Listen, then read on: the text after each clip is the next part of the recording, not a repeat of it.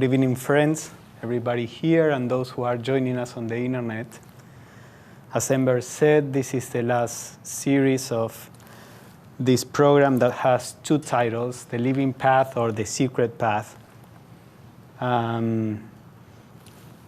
We are going to explore the last, I think the last aspect of this program, which is what we should do at this point.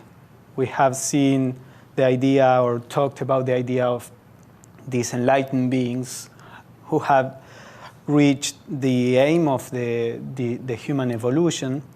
We have seen the idea that these beings may be available to train other people to follow the same path in order to be able to help them in their work to help human evolution. And then we have seen the different stages or initiations that compose this path. But tonight we are going to see a more practical aspect, which is the preparation to enter this path. As we saw in the first talk, or the second, it's not that we need to seek this path, because it is something that works the other way around. You know, this idea fairly well known in the spiritual environment that says when the person is ready, the master appears. So the idea is that all we can do is to try to tread the spiritual path. And if it is good for the world and for ourselves, then we may be invited to walk in this strenuous path. Because as we saw, to be accepted as a disciple, although for our lower ego it may seem as something that is a privilege, it may be a privilege from a higher point of view, but from the point of view of the personality, it is a really hard work. So much that most people would run away from it. You know, when offered this, they would embrace it very happily, and then after a few months, probably they would run away and never want to come back to this. Because this path, as we saw, and we are going to go more into details now, means, I always remember that phrase in the Bible, God is a fire that consumes everything, or an all-consuming fire. Obviously, what can be consumed is what is not real, in the sense that from a spiritual point of view, what is real is immortal, is immutable. And there is this image that God is at the center, or you can say the master or whatever, you know, the divine is at the center. And as we go and approach the divine, there is a ring of fire that we have to go through and get burned. All the things that are not real in ourselves get burned, so that only the pure divine spark is there. So to walk and I put emphasis on this aspect because in our culture we are very prone to think of these things as, you know, ambition and privilege and be more than the other and getting something, be special. So this is a truth on this path, and most people that we know that have failed in the past, what we can know in the history of the Theosophical Society, was because they approached it in the wrong way. They took it as a path for personal advantage, and when they started seeing that it is the opposite, it is that you lose your personal rights because now you are a representation of the impersonal forces for the welfare of humanity. So when they saw that, of course, they failed or dropped from that path. So another thing that is important is that this path is inner. It's an inner path. It has very little to do with what is outside. I have a couple of quotes from Annie Besant.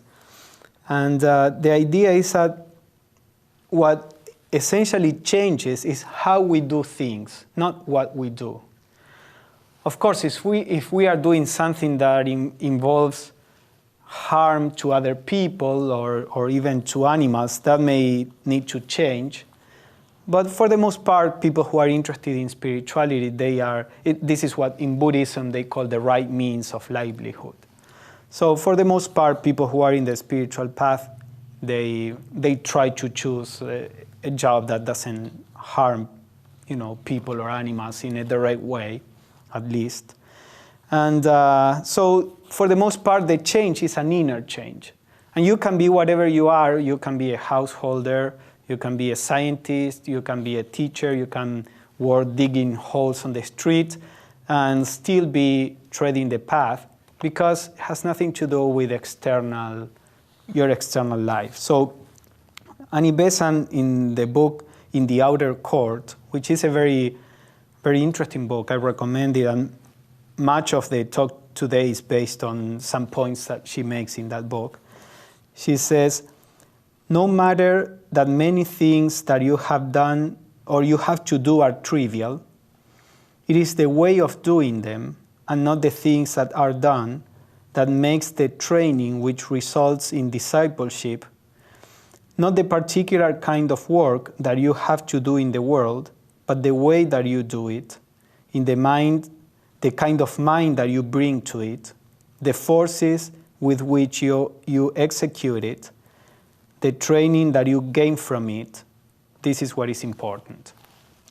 So in how we do things, and we are going to talk about this, lies the treading of the path.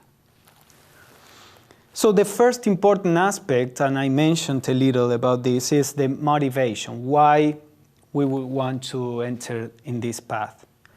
The idea is that a person that is sensitive to the suffering of the world, we are sensitive of our suffering, but at a certain point we begin to be sensitive of the suffering of other people also.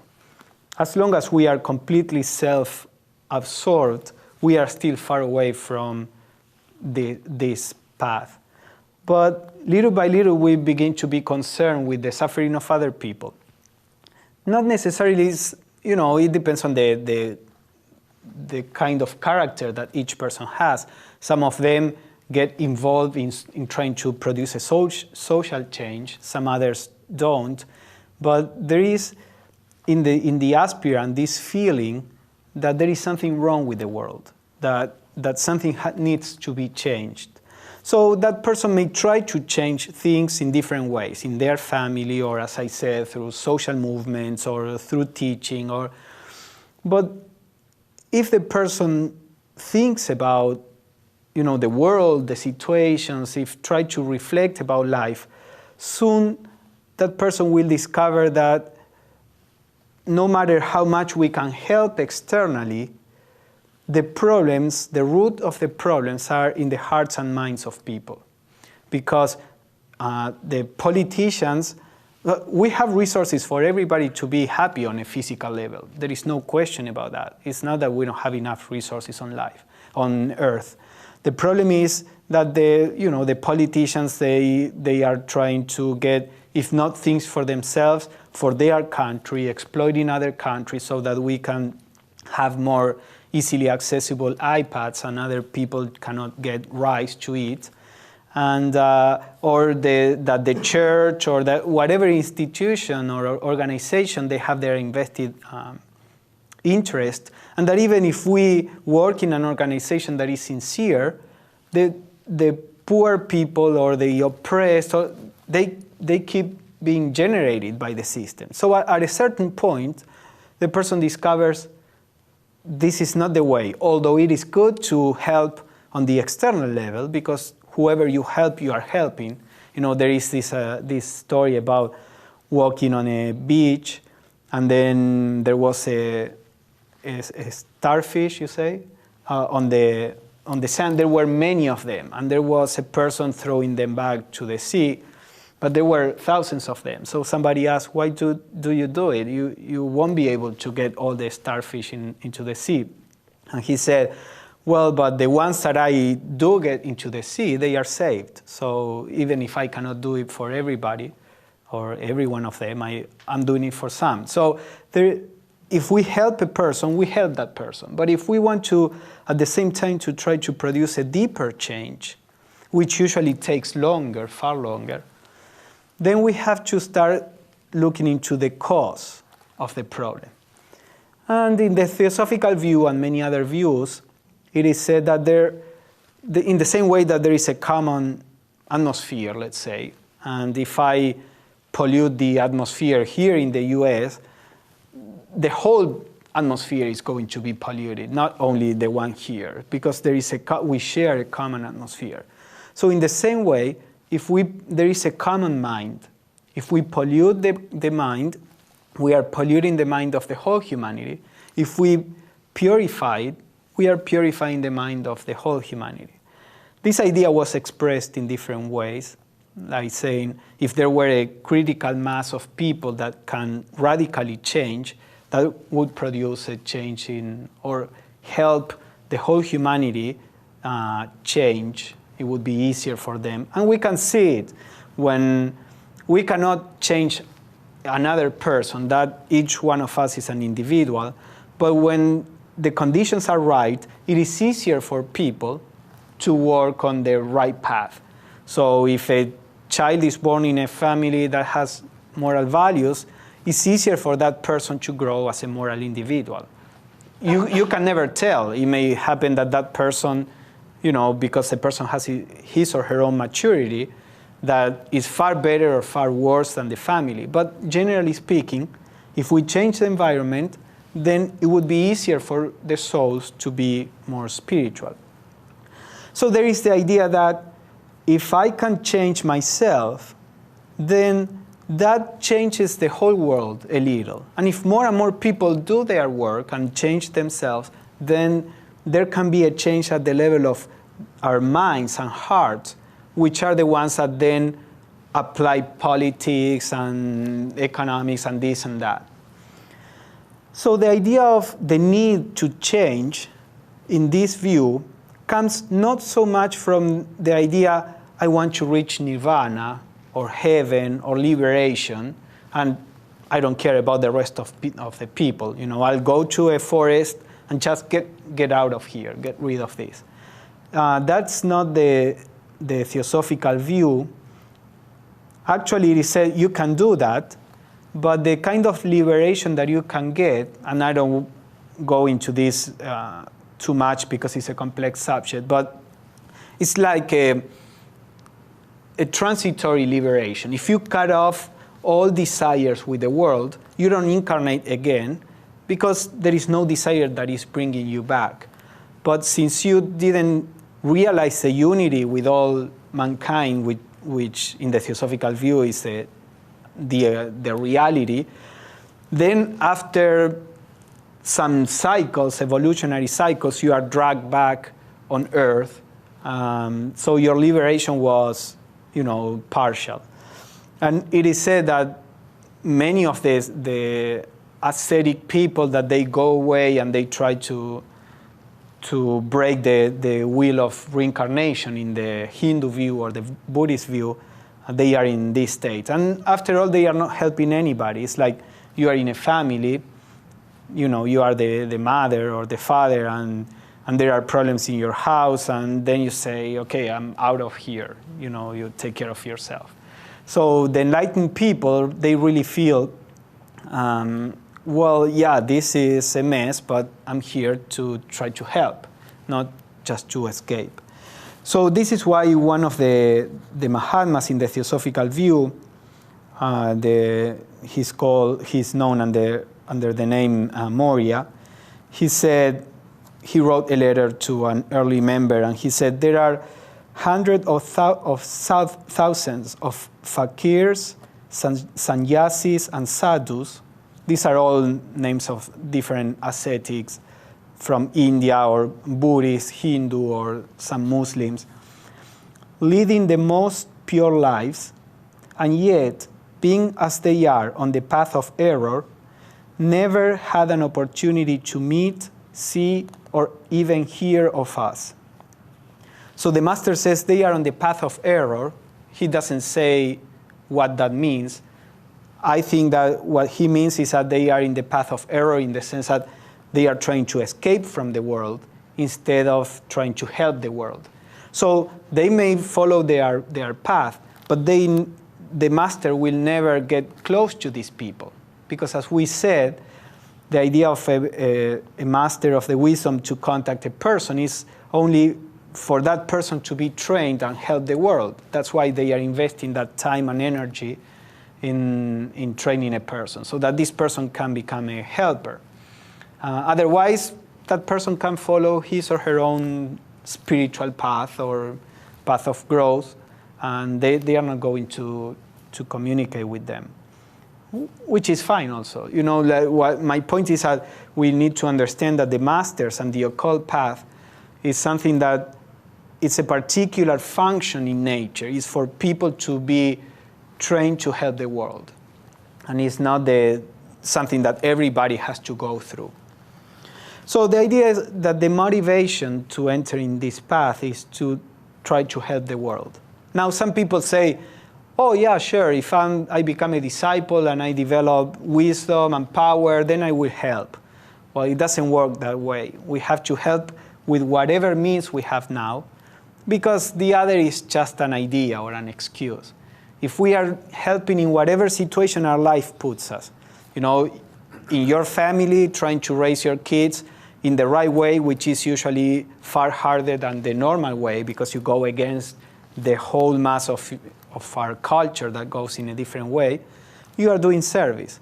Or if you are by yourself and you can spend time in an organization that does something for humanity, then you are doing service. Or if you have money, instead of spending all that money in yourself and you donate it to places where they can use it to help, you are doing service in whatever situation. So that's something, it's a foundation for this path. That the idea is that that person wants to help, and therefore if you see a person that wants to help, you will help the person to have the power to help. You know.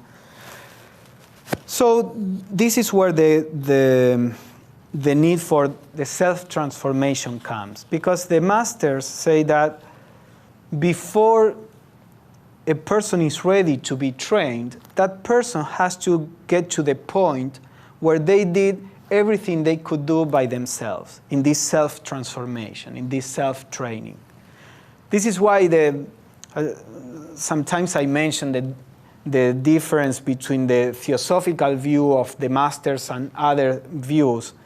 You know, people who are contacted by the masters are very few. They usually don't say it. And they are people who have worked a lot on themselves, a lot and for many lives. And people who are ready to help the world, and not by being a star. You know, everybody could say, okay, make me, you know, a teacher that will be followed by thousands of people and I will be of service.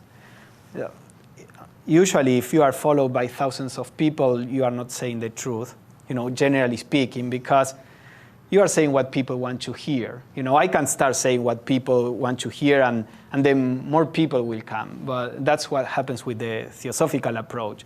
You know, when we tell people, well, we have to change, we have to make an effort in this, we have to be unselfish.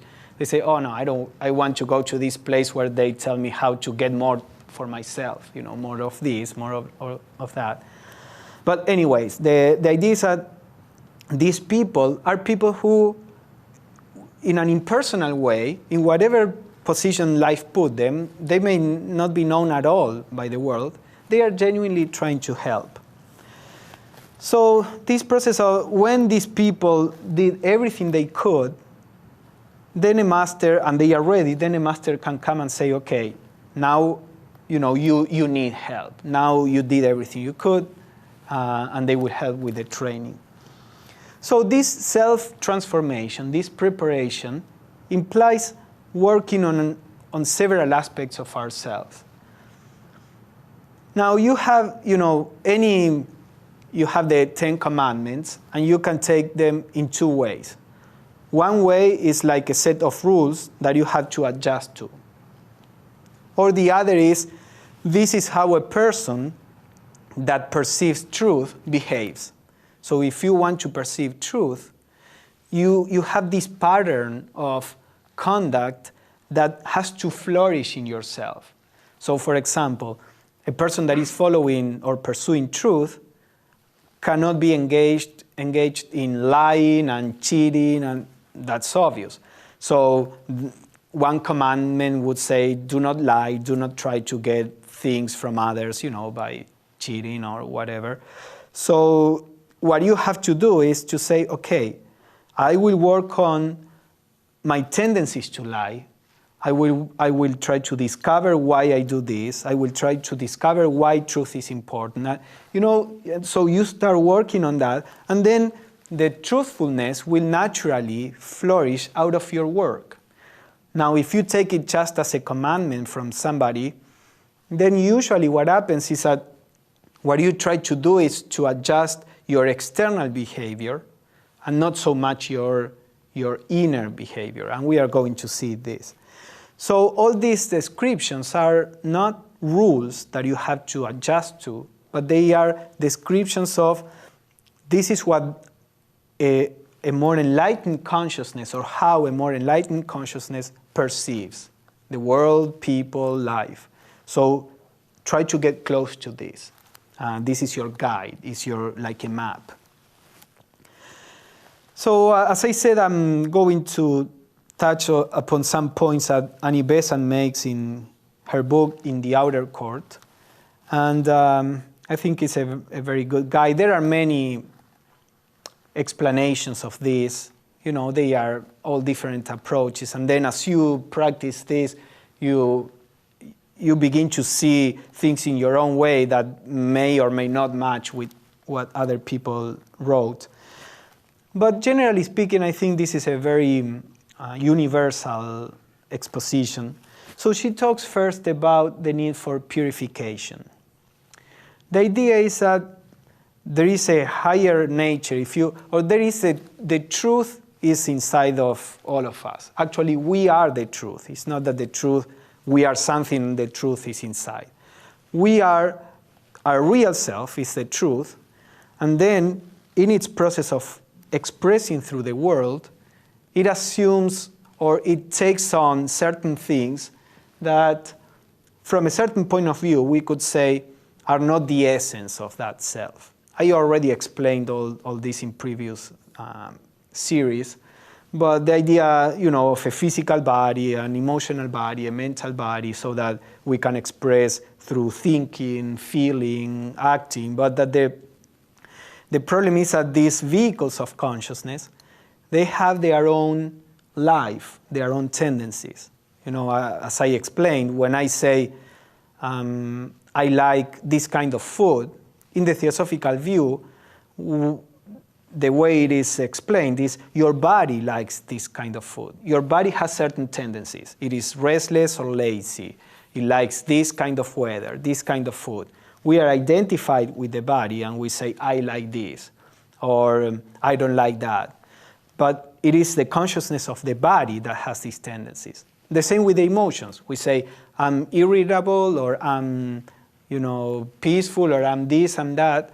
Again, that's the qualities of your emotional field or your emotional body. And same with the mind. What we are is a pure consciousness behind that is trying to express through this. So the idea of purification is that we should work on these vehicles of consciousness, our body, our emotions, our mind, so that they lose this automatic response and they become vehicles of the inner consciousness. Because there are two ideas here. You have the matter and you have a consciousness that is living in this matter. This is a consciousness of the body that I talked about, and it's called elemental consciousness in theosophy. It's a very elemental kind of consciousness, just as an animal consciousness. You even vegetables, they react to the environment, and there have been some experiments that they can sense when somebody tries to harm them, or that's a physical consciousness. So our body also has that.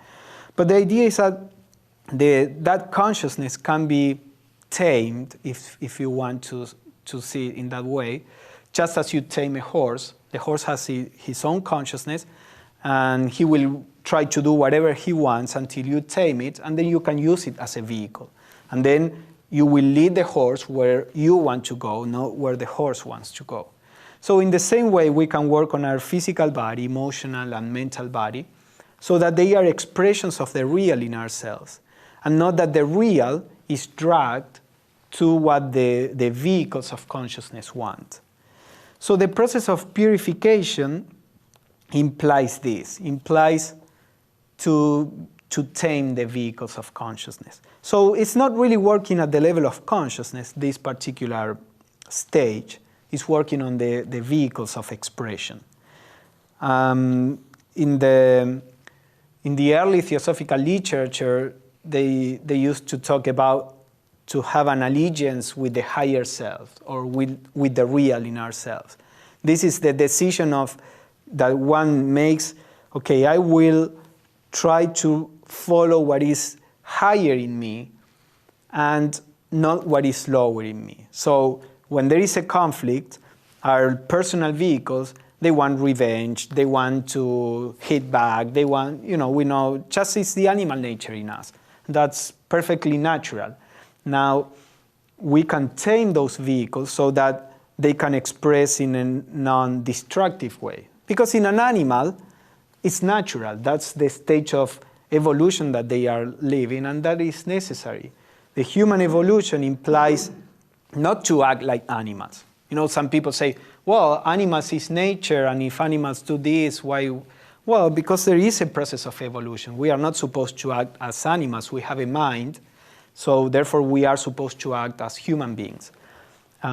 So the idea is that we pledge ourselves to the higher in ourselves and say, I will make an effort to choose the higher, as opposed to choose the lower. And we will succeed sometimes, and we will fail many times.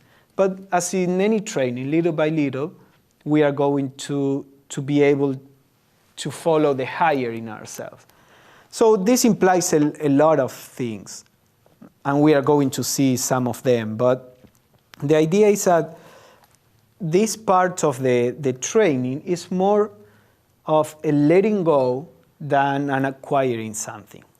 We are all very happy when the path is presented to us as a question of acquisition.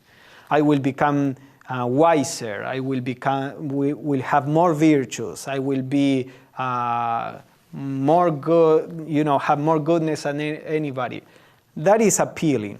But when it is said that we have to let go of this, let go of that, drop this, then it's different. Because the one that is appealing to is the personality, is that part in ourselves that is always trying, in a process of, a centrifugal force that is trying to gather everything for myself. We have to change that movement in a kind of centrifugal, start expanding and giving, not acquiring for myself. So this path is one of learning how to let go of desires that may be in the way of the general welfare. Some desires are perfectly fine, and it's not that we have to become, absolutely cold. Actually, it's the opposite. But we have to begin to be able to discern whether this desire, what is this desire feeding? And what is the effect of this desire? And there is a certain discernment that is necessary. If you are too tough on yourself, then maybe you will produce a lot of stress, and then you won't have the strength to deal with everything. So you have to start letting go of the desires that are a problem, And then don't pay much attention to the ones that are smaller desires. You know, if you try to be too strict, too demanding, then you will exhaust yourself. But little by little, start with whatever is more problematic and is more obvious to you that you have to work on, and leave the rest aside. And little by little, as you work on one particular desire, your whole emotional nature begins to change. So all the other desires will also be less, strong, if we want to put it in that way. So it's a question of learning to let go. You have ambition, well, let go of that ambition, and not in a blind way, because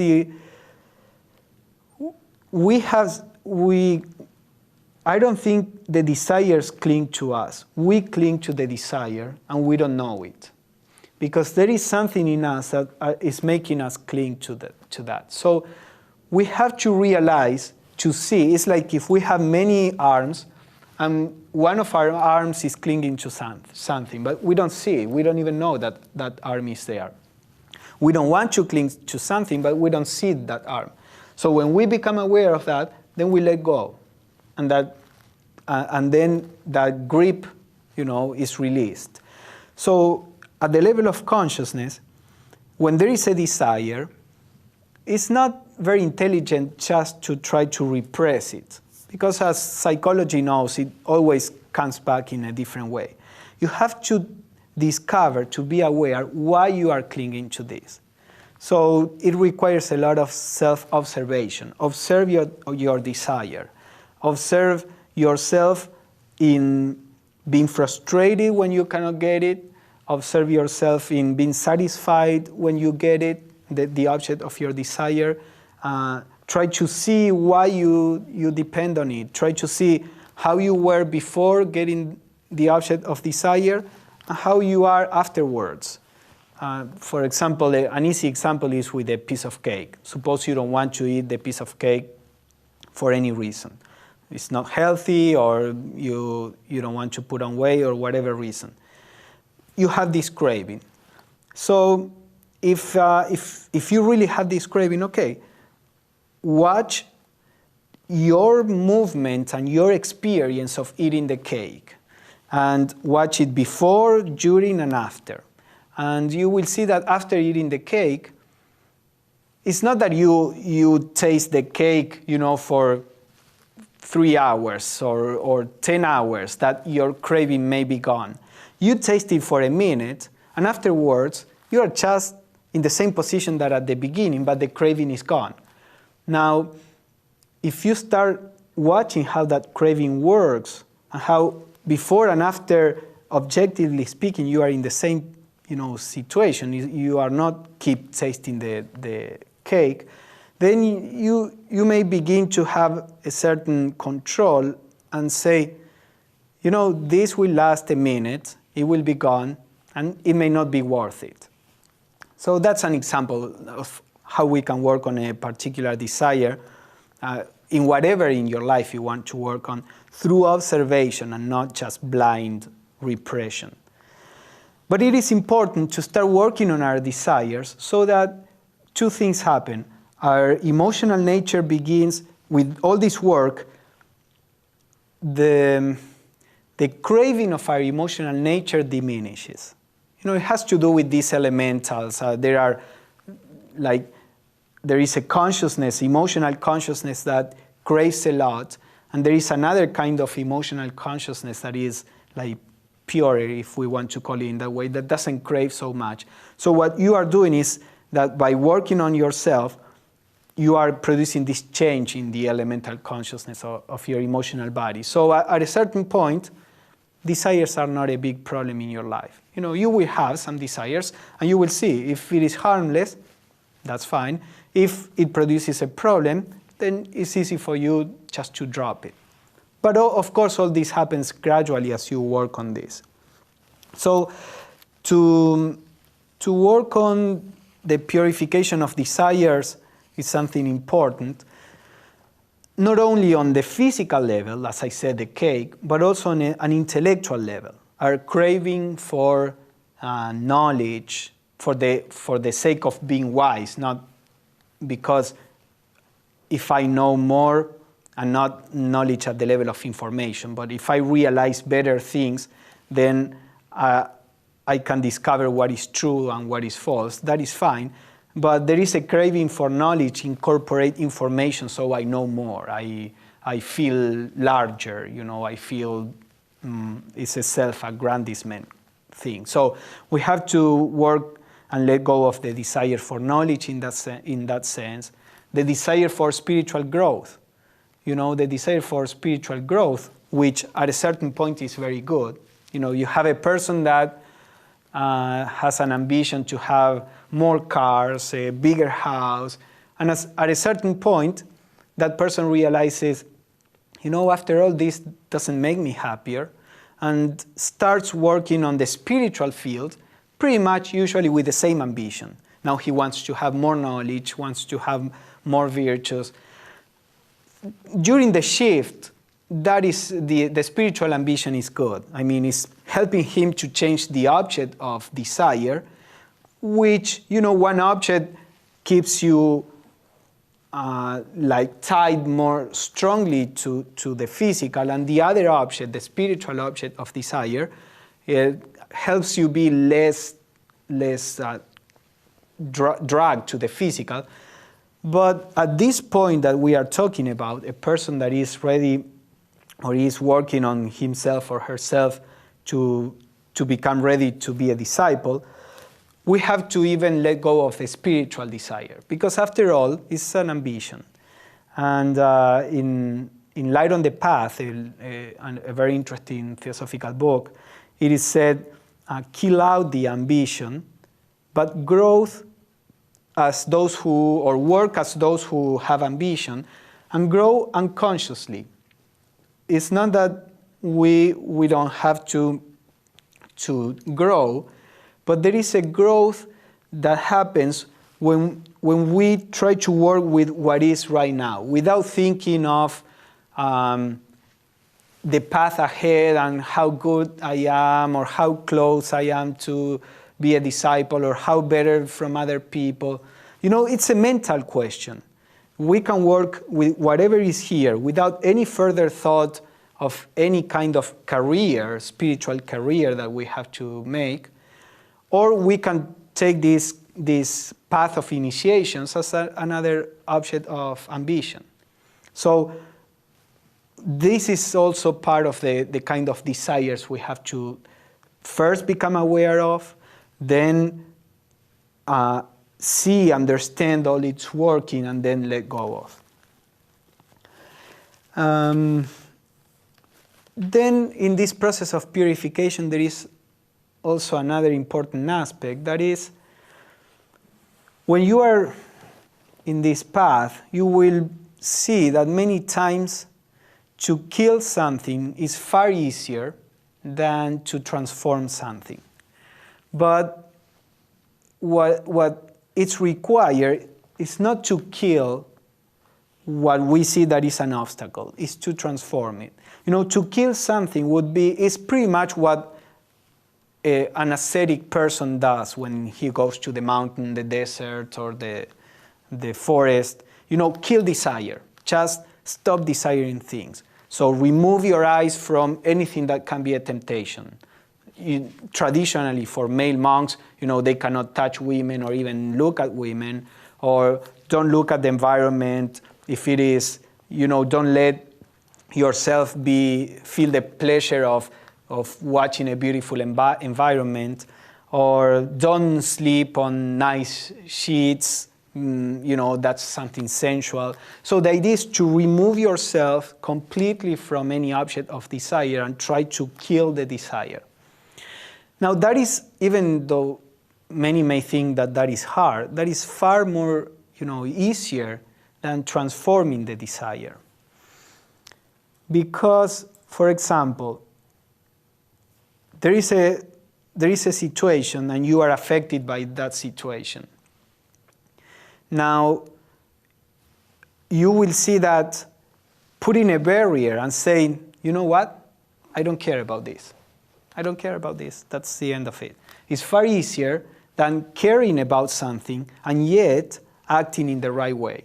I always put as an example when I was working in the lab, in my laboratory in Argentina, I was a perfect yogi in the lab because I didn't care about the lab.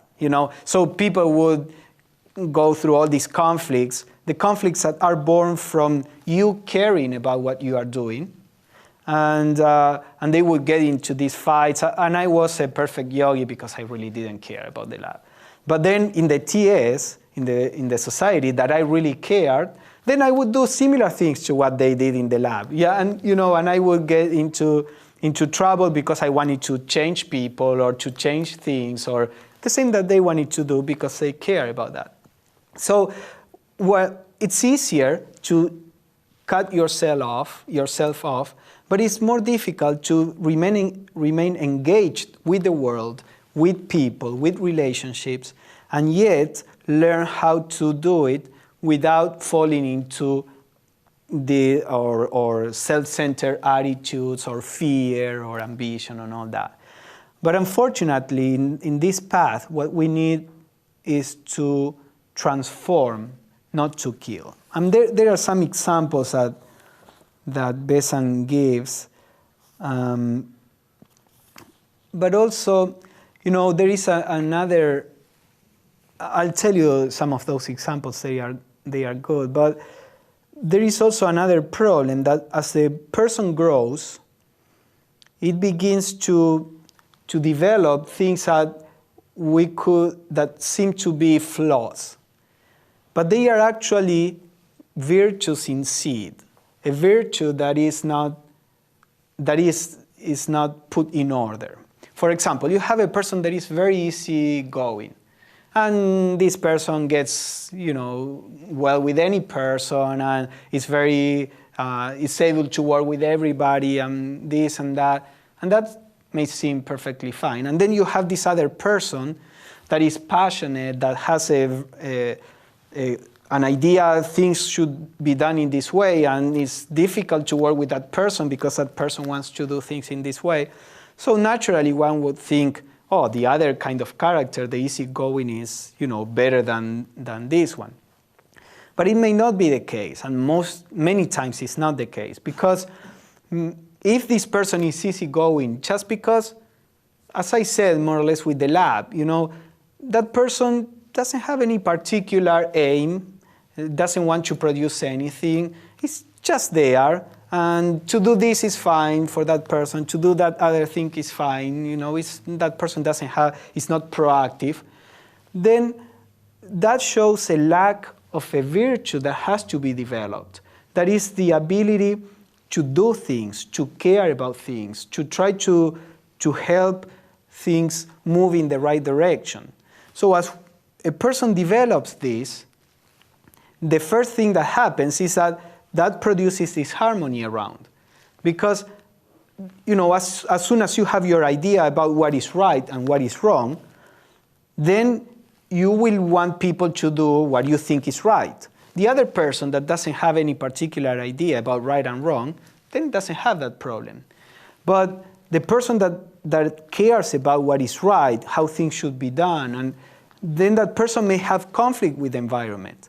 And at the beginning, that person may be intolerant, but just because he's developing this virtue. That person is far ahead, if we want to see it in those terms, than the other person, in the sense that developing the ability to care about something is important. The problem in the world is that most people don't care about anything unless it affects their own desires. Then yes, they will fight something. Otherwise, they just don't care. Now, it is better, but still, that person has to learn how to purify that activity. So many times that person is tempted to become passive and say, after all, I try to do the right thing and that only generates conflict and people blaming me. I would just do as this person does and everybody loves this person. I won't say anything. I won't do anything.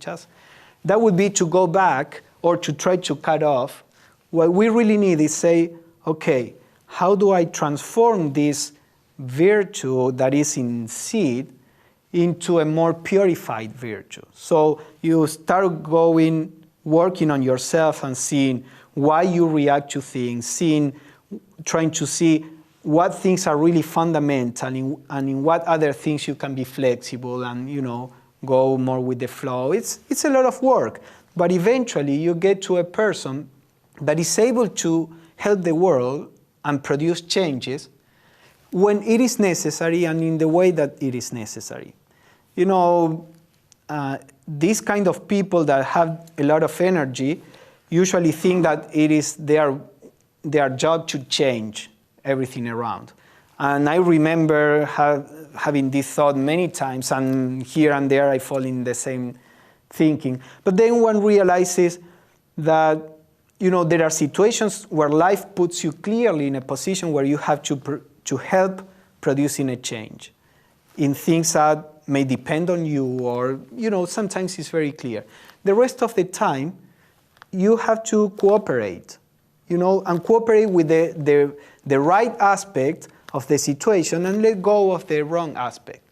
But all this takes a lot of work to purify that attitude. But at the end, you have a person that can change the world, relatively speaking, that can help in whatever circle that person is to produce a change. While the easygoing person is easygoing, but will never be able to help produce a change. Of course, I am stereotyping this. We are all more complex than that, but it's just to give an example. So this is the aspect of the purification. So Annie Besant talks about anger, how we have to transform anger. She says, anger is a strong energy which expresses in a destructive way and usually in a selfish way at the beginning. Then, when the person grows, that anger is there, but begins to express in the defense of the other. Sometimes it is, in some religions, it is called a holy anger. Or like when Jesus, threw away all these people that were making business in the temple. But still, even though you are using it to defend the one that is being abused, or to fight against something that you think is wrong, or to fight against what is unfair, it is still a destructive energy.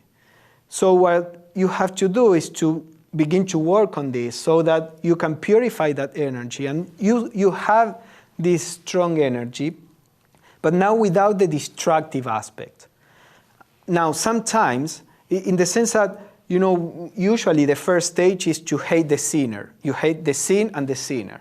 If a person is doing something wrong, you will oppose that person, because that person is the one that is doing something wrong. So if you want to stop the wrongdoing, you try to attack the person. An attack by whatever means, depends. It can be by words, by writing, by going to the TV and denounce them. And that is a stage. But eventually, we realize that that person is myself, and in a real way, not just as an idea. When we begin to realize the unity of life, and you realize that this person is really doing more harm to himself or herself than to the people that he is really afflicting suffering, something that we cannot see at the moment, but as we work on ourselves, there are higher states of consciousness when we begin to realize this. So now you become able to fight the sin, but not the sinner, to have compassion for the sinner, just in the way that we educate a kid. When we see that the kid is doing something wrong, if we have love for him, we may even have to put restraints on the kid, but that is not something destructive, because the very love that you feel allows you to do something to attack the ill and not, to attack the sin and not the sinner. But when we don't have that love, we tend to destroy the sinner while trying to destroy the sin. So this anger that at the beginning is self-centered, then it becomes more altruistic, eventually has to be turned into a more compassionate energy that may fight the evil when it is needed to be done, but it will be done with compassion. So that is an example that Besant gives about this transmutation. And the last point that I wanted to mention, she mentions more points, of course, we have not too much time to talk about this, but it's the idea of controlling our minds. So what I was talking about was to purify, our vehicles by trying to control our emotions, and now to work on controlling our thoughts. And there are several reasons why we should do this. First, because our thinking is a power. We know that our actions are a power. So if I'm angry, I may harm a person if I just let my body express that anger. So I may harm a person physically. We know that our words may hurt. So if I'm angry, I can hurt a person with my words. And sometimes even worse than with physical actions. It depends on the situation. But also our thoughts, our very thoughts, even if they are not expressed, because of what we said at the beginning, every time we think, we may produce a force active in perpetuating ill feelings or a force active in perpetuating good feelings. When our thinking is not too strong, those forces will last, not too long. But as we increase in power of thinking through study and meditation and concentration, our thinking becomes much stronger than the thinking of any normal person. And once we enter in the path and our mind is awakened on higher levels, that person is able to kill another person with thinking. And we know, some people who are in kinds of sorceries, if they are powerful enough, they can even kill a person with their thinking. So it is necessary to have our mind in complete control before we are given power, So trying to control our thoughts is very important for that reason. Also, it's very important because we not only may harm other people, but we harm ourselves also. Whatever we put out, we attract. So if we are aggressive in our thinking, we attract aggression. If we are close-minded in our thinking, we attract situations of intolerance, and etc. So this part of the work on ourselves implies, again, self-observation, and begin to learn how to, in Masonry there is a phrase that is tiling the lodge. The idea is to close the lodge of Freemasons so that nobody that doesn't belong to Freemasonry can enter. This idea of tiling the lodge is interpreted in a psychological way in tiling your mind. Close your mind to negative thoughts. Your mind is a temple. And what is inside should be only that belongs to a temple, that is worthy of being in a temple. That means, good thoughts.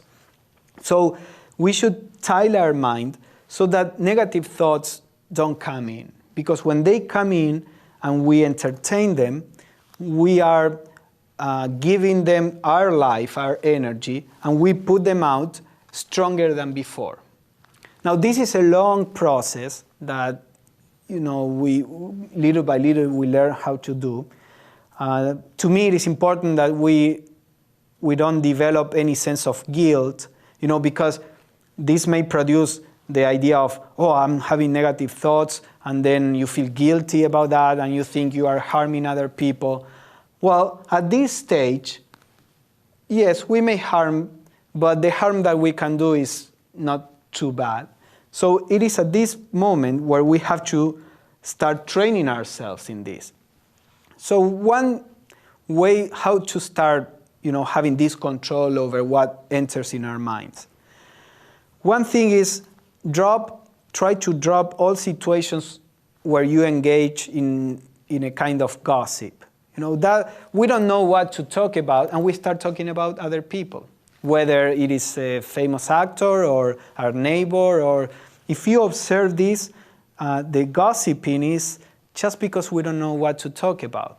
And if you see wise people, they are many times very quiet people, because it is hard to do this, because when you don't want to engage in gossiping or just talking nonsense, there is no much that you can talk about, with normal people. And by normal people, I mean people who are not necessarily interested in leading a spiritual life. And that's why I say leading this path is challenging. In the New Age, they say, lead this path and you will get happiness and harmony and peace. That is true at the end. But first, you have to go through the fire. So you don't need to do it in a confrontational way. But there are many limitations. If you don't want to engage in things that are wrong from your point of view, and that many people engage around, there are ties that are cut. Then it depends on your karma. Some people really don't feel any difference. Some other people do. It depends on many things. But one thing that we have to start trying to do is to stop engaging in conversations that are unhealthy. As at the beginning, if you do it, as most people do it, then you will see that people keep coming to you to gossip. So in gentle ways, you can say, after we talk about this, I feel bad. I don't want to talk about this because it puts anger in myself. So let us talk about something else. You can say something nice and not say, gossiping is bad and you are not a spiritual person, and so go away from. So the little by little, you create a different atmosphere around, and people won't come to you to gossip if they see that you don't engage in that. Now again, be patient. Nothing can be changed from one day to the other. People don't know that you change your mind, so they will keep relating to you as they are used to. But little by little, if you persist, that will change. Then in your own mind, when difficult thoughts or negative thoughts come, the easiest way to deal with that at the beginning is just think about something else. When you see that a thought comes, I don't know, if you can read, start reading something. It's better if you can read something that is spiritual, because at the same time you are beginning to attract spiritual elementals, let's say, to your mind. But even if you cannot read something spiritual, read something else that is not about negative thoughts, that won't arise negative thoughts. Little by little, you will discover that you can put your mind in something else.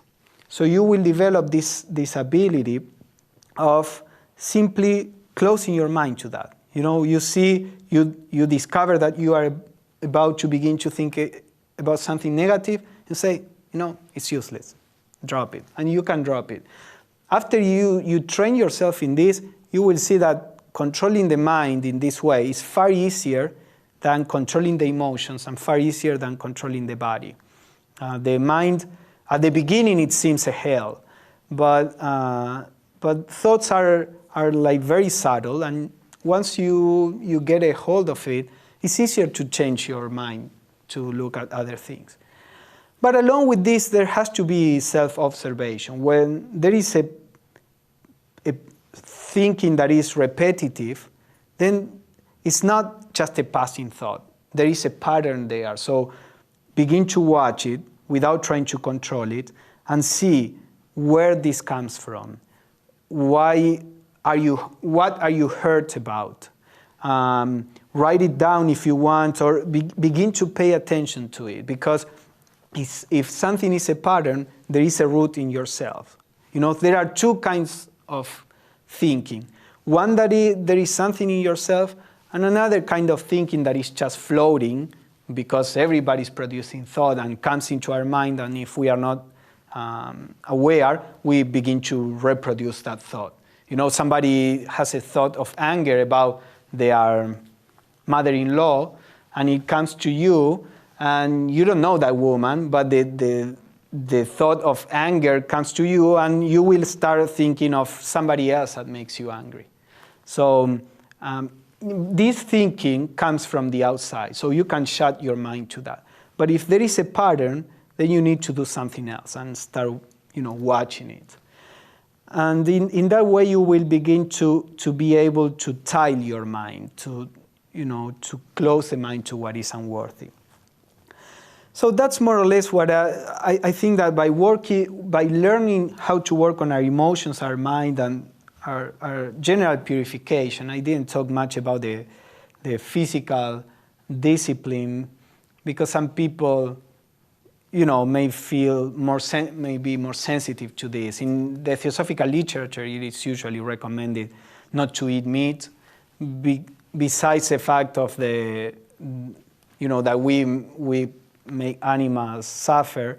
Also, the meat that we incorporate is feeding these elementals that we are trying to tame. So, it's easier if you don't eat meat, or different things like that. But at the same time, I feel that if you produce a change in consciousness, then the physical change will be easier to do. So, we don't have to become a fundamentalist in anything. So look at your life. For some people, some aspects are really difficult.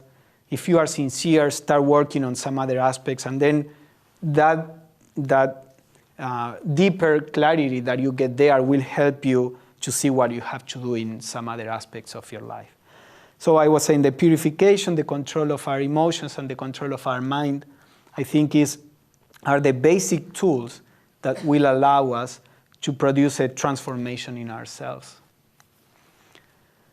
So now, as usual, we can have a moment for discussion, questions, answers, or comments, or things you don't agree with.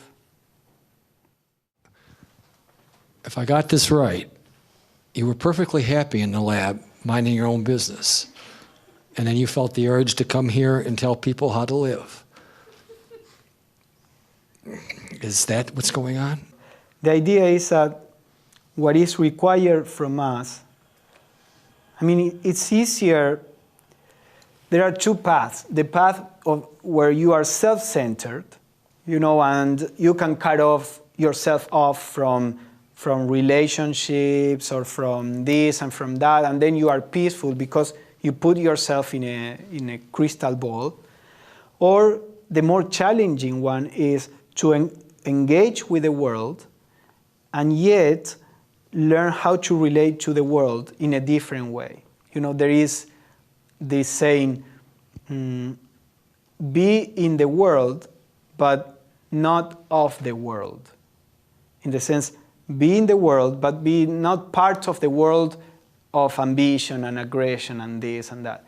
So I realized that it was easy for me to have this, calm and balance that many times is required for all this in the lab, because ultimately speaking, I wasn't invested in it. I didn't care about making the lab a better place or make it, I didn't care about that. So it's easy to be cooler about the situations. But in situations where you are invested, it's more difficult. And the idea with this path is that we have to be committed to life. Not necessarily to change people, but we are supposed to try to be a positive force in life in whatever circumstance our particular karma allows us at that point. So when you are invested, or when you are interested in helping produce a change, to put it in that way, then it is more difficult to be, calm and balanced. I have one quick question. You talk about gossip and negative talk. Is that only negative talk, or what do we mean about when we say positive things about people? Because I have a lot of people tell me even that is gossip and I shouldn't be doing that. No. The first question is, why do we need to talk about other people? That is the first thing. Sometimes it is necessary. Sometimes there is a problem. You have to, if you want to solve the problem, you have to talk about that. You can talk about, people doing this and that. If you are sincere, your genuine attempt is to see how to relate to this, how to solve this. Or then there is this question that I was mentioning: why do we need to talk about other people? But you may talk about other people out of love, just as you talk about your daughter or your little nephew or your parents. So it's fine. And talking about positive things, it's always positive for people, because we actually, in the theosophical literature, it is usually said, if you have a problem with a person, you thinking about, that person's flaw, you are making that flaw stronger. And also you are generating a karma for yourself, because now you are being part of the person's flaw. You are being part of the forces that are making that person's, struggle more difficult. So they always say, in a situation of conflict, try to think about, at least give it a twist and think about what that person could develop, so that you think about tolerance instead of how intolerant the person is. So saying positive things about somebody, I don't think that would be harmful. But if it is hiding the seed that our need to talk about other people, then we have to work on that. Good evening. Thank you for the talk. It was very, very interesting, actually. Thank you. Very interesting. My question is, you talked a lot about self-observation and observing one's own behavior and initiating a change towards a better behavior as things arise. And I'm wondering, what practices do you do or do you recommend that have helped you to initiate those kind of changes in observation? Mm-hmm. Yeah, there are different stages, or I've seen different stages in my approach, and I saw it in other people also. So at the beginning, usually helps to do something that has more of a structure, and then little by little, that becomes part of you, and you don't need to use the structure anymore. But for example, something that is recommended is try to see yourself and see what produces a problem in your life, not only to yourself, but in your relationship with people around. Try to discover if you want to call it weakness or shortcoming or whatever, something that is producing a problem, that is not letting the true self express. So the first thing would be to try to become aware of it. Once you become aware of it, don't be thinking about it, because if you keep thinking about it, you are making it stronger with your thinking. If you say, well, I had this weakness, I mentioned the truthfulness or lying. I had this weakness that I cannot be honest, I lie. Then try to see why, because there are all different kinds of reasons why you are doing that. It may be because you are shy. It may be because you are trying to manipulate people. It may be because you don't want people to bother you, so you say whatever they want to hear. There may be, all kinds of reasons. So try to see what the root of it is. So that would be the part of self-observation. Now, once you discover it, let's say, you discover that you are not honest because you want to put up an image because you don't feel confident about showing who you are. So it's a question of a lack of self-confidence. It's not that you want to cheat on people or, So then start trying to think what kind of virtue would counteract that flaw. So suppose that is, self-confidence that you need. So start working on that aspect. Try to research, to study why you should be confident. Confidence about life, so you can study about these ideas of karma and that things that happen, they have a purpose, so you are confident about life. Then you study about yourself and you try to realize more and more who we really are. as opposed to our particular mind or emotions. So by studying about this, you begin to develop a sense that you are beyond the personality. That brings some self-confidence. And think about it, try to get some clarity, really question this. For example, sometimes we repeat this saying, hate doesn't end by hate, it ends by love. And we say, well, the Buddha said it and Jesus said it, it must be true. But for us, it doesn't make sense. So be honest, and if you are working on, if you are too angry, trying to work on that, be honest and say, what does it mean? If a person is being, harmful, how is that person going to change by me being loving?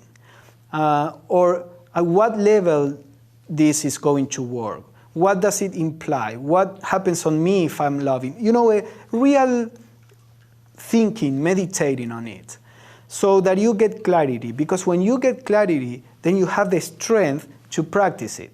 It's very difficult to practice something. You come and say, I have this problem. What should I do? And I give you an answer. Regardless of the answer being true or not, if you don't see the problem, it's really difficult to do it because you don't see it. So you have to force yourself without the understanding. So this process of studying, reflecting about it, meditating, brings the intellectual certainty. Once you have that, it is easier to practice it. So the third stage is to actually practice it. In life, try to be confident. Try to go through life trusting that anything that happens is within the right order. That you can show whatever you are, and this is what is right for the moment. So observation of a flaw, choosing of a virtue, reflecting, meditating, trying to understand fully the virtue and the practice of it would be a way in which you can work on yourself. Now, as you do this and your whole approach matures, you don't necessarily need to do this in that structured way because it becomes part of you. And it becomes very fast. You see something in you, you see what the problem is, you see what you have to do, and you try to do it. But at the beginning, structure may help. So that could be an approach.